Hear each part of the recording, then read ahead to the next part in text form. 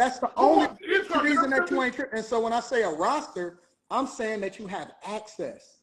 Just because you're not necessarily utilizing that access right now, don't mean that you ain't still got a roster of people that you know that you can tap into if you need to. Hold on, let me say something. No, let me say something. Let me just jump in. Let me jump in for a second. No, let me say something.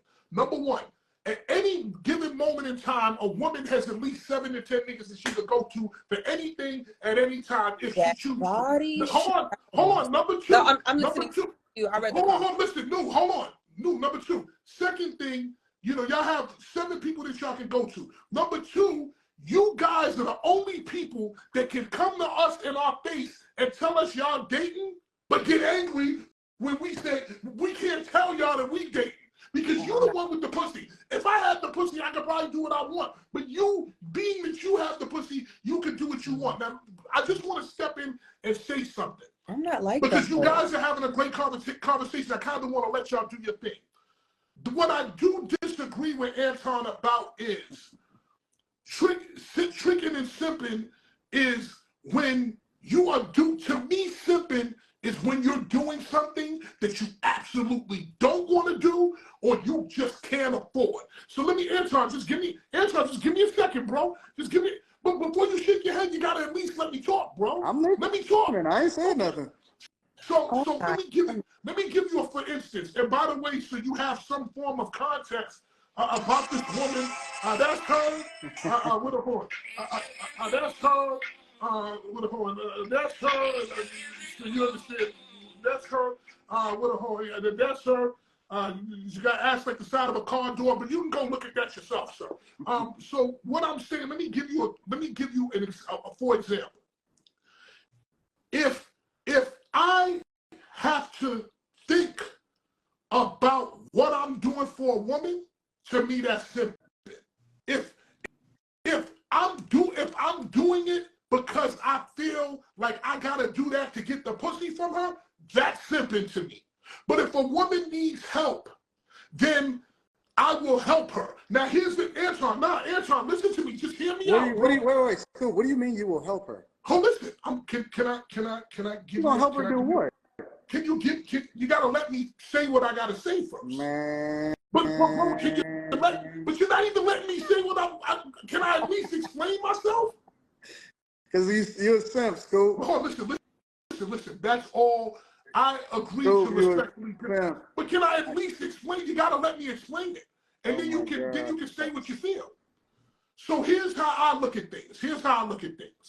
When a woman takes off her clothes and gives you her body, to me, other than that's to me the most that she could give you.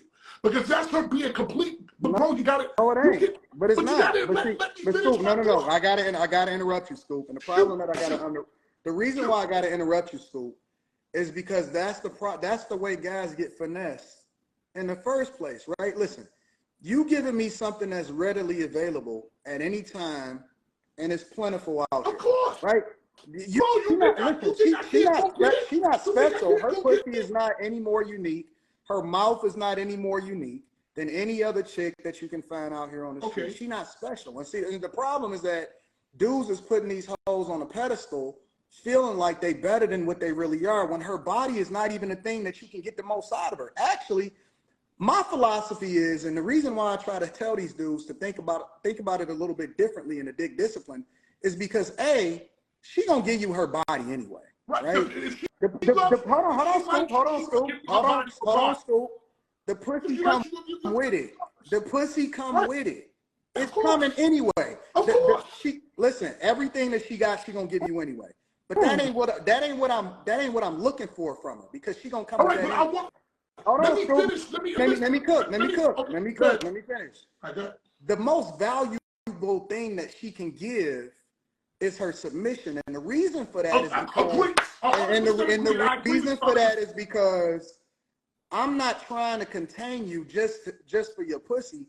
I'm trying to unleash you so I can leverage what's great about you to go and get more resources, to go and connect me with the people that I need to be connected with, in order for her to get in certain rooms that I otherwise would not have got in the first place. See, it's a reason why guys that get married are more successful than guys that's not. It's a fact. Hold on, Scoop. Hold on. Let me cook. And it's not because they value the woman and her body any more than any other guy. It's because they know how to look at marriage and the woman from a business perspective and then leverage and utilize what it is that she has to go and bring more resources. And that's why Black women are failing, because they don't understand and look at themselves any more than what it is that they can get out of a man. Instead, they should be pouring into men and starting to add value into them, understanding hold on, wait. They gotta look at the guy. Listen. Any smart Black woman would look at the guy and try to figure out how they can add value into his life. I agree. I agree. Because she's largely going to be the beneficiary of his greatness. When I become great, right? The more money I make, who you think drive the cars? Who you think doing the majority of the shopping? Who you think is taking the first class trips? And so Black women are behind the 8 ball because they've been taught and they're taking advice from other Black women on how to finesse guys, but they're not looking at it from the long-term view.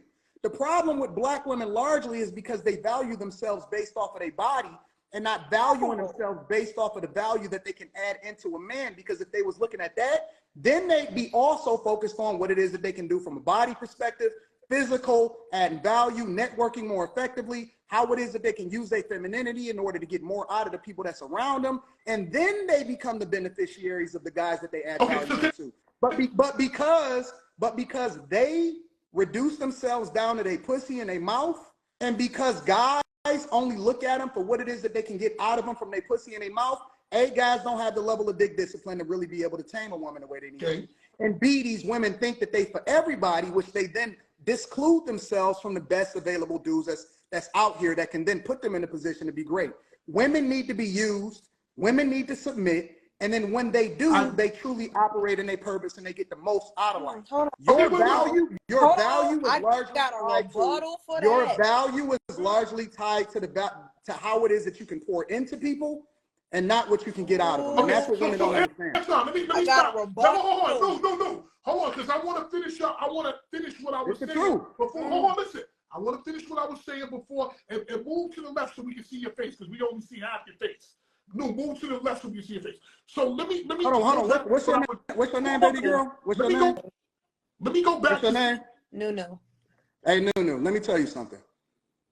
You said that you ain't got nothing going on. I can make you great. Who said I didn't have nothing going on? Listen. You said that you didn't. No. Listen.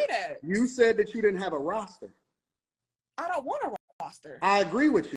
You shouldn't have one, but I'm trying to tell you that when you align yourself with people like me, I can make you great. See, but my problem I can make you more than you ever thought that you could ever be in your entire life.